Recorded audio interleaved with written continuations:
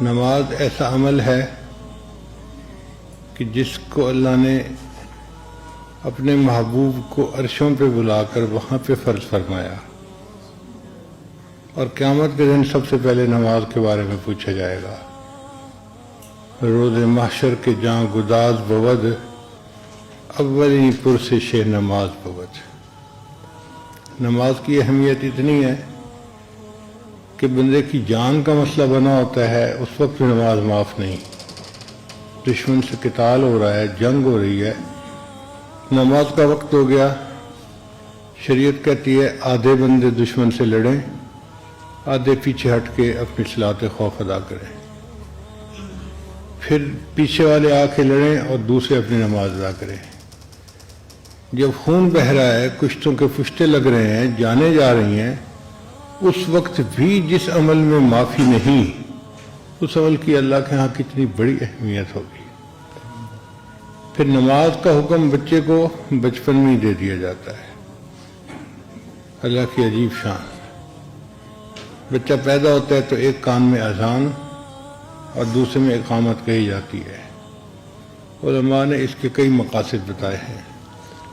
ایک مقصد تو یہ کہ بچے کے ذہن میں اللہ کی بڑائی اور کبریائی شروع سے ہی ڈال دی جائے۔ اللہ اکبر، اللہ تعالیٰ سب سے بڑے ہیں، اللہ کی عظمت کو بچے کے دماغ میں پہنچا دیا جائے۔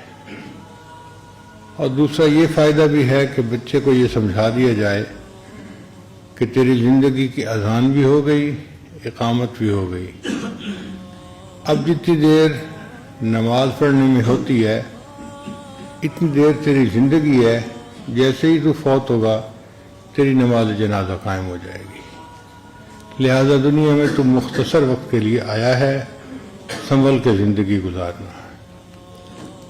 اور تیسرا علماء نے یہ بھی اس کا معنی بتایا کہ اصل میں بچے کو حکم دینا ہی مقصد تھا۔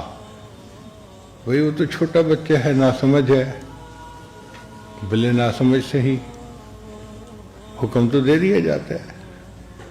چھوٹا بچہ ہوتا ہے، ماں باپ کہتے ہیں جی ہم نے ڈاکٹر بنانا ہے، پائلٹ بنانا ہے، وہی پائلٹ اور ڈاکٹر تو بڑا ہو کے بنے گا، مگر ماں باپ ذہن میں ڈال دیتے ہیں۔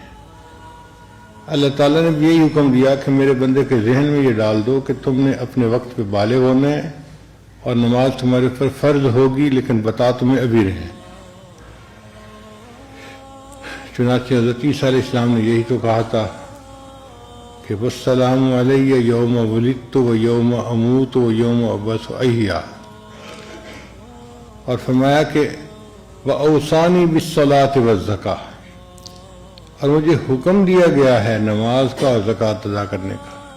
بچے ہیں نا، گود میں ہیں ماں کے، اس وقت سے یہ حکم شروع ہو جاتا ہے، تو بچے کو بتا دیا جاتا ہے کہ تمہیں اپنی زندگی میں ایک اہم عبادت کرنی ہے جس کو نماز کہتے ہیں، لہذا تمہیں بتا رہے ہیں کہ اس کے لیے مینٹلی پریپیئر ہو جاؤ۔ اللہ کے حبیب صلی اللہ علیہ وسلم جب معراج پر تشریف لے گئے تو کتابوں میں لکھا ہے کہ نبی علیہ السلام کو اللہ کے سامنے حاضری نصیب ہوئی، اور یہ قرب اتنا قرب تھا کعبہ قوسین او ادنا، جیسے ایک کمان کے دو سرے ہوتے ہیں کتنے قریب ہوتے ہیں، اتنا یا اس سے بھی تھوڑا، اتنا فاصلہ تھا۔ تو نبی علیہ السلام نے اللہ کی خدمت میں 3 الفاظ کہے، التحیات للہ والصلوات والطیبات۔ التحیات کہتے ہیں قولی عبادتیں، زبان سے جو ہم اللہ کی تعریفیں کرتے ہیں، اللہ کی حمد بیان کرتے ہیں، اس کو تحیات کہتے ہیں۔ صلوات کہتے ہیں بدنی عبادتیں، جیسے نماز ہے، روزہ ہے۔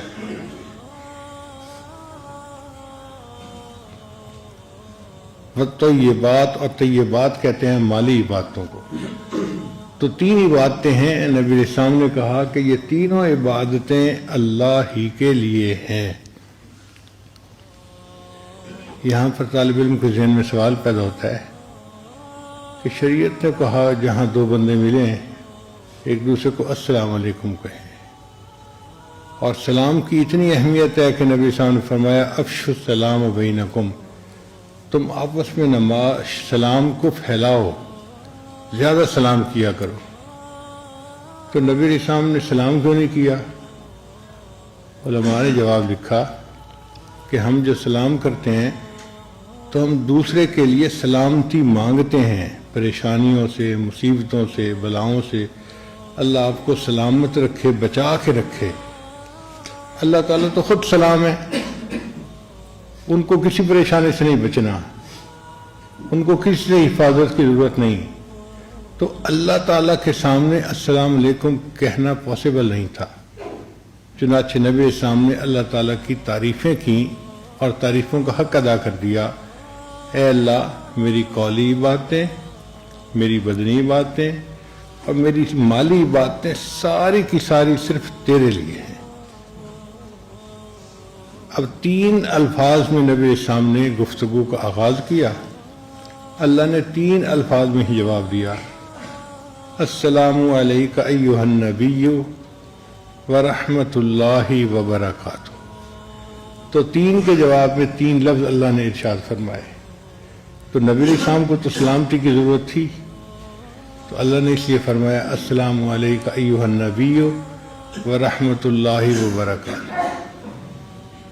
اب جب نبی علیہ السلام پر اللہ نے اپنی سلامتی، اپنی برکت، اپنی رحمت کے کرنے کا اظہار فرما دیا،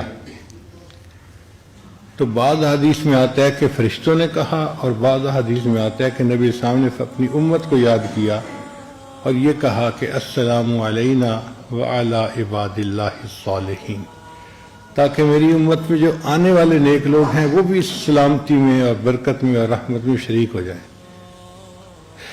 چنانچہ یہ معراج کے وقت کی گفتگو تھی جس کو اللہ نے اتحیات کے اندر پڑھنے کا حکم فرما دیا۔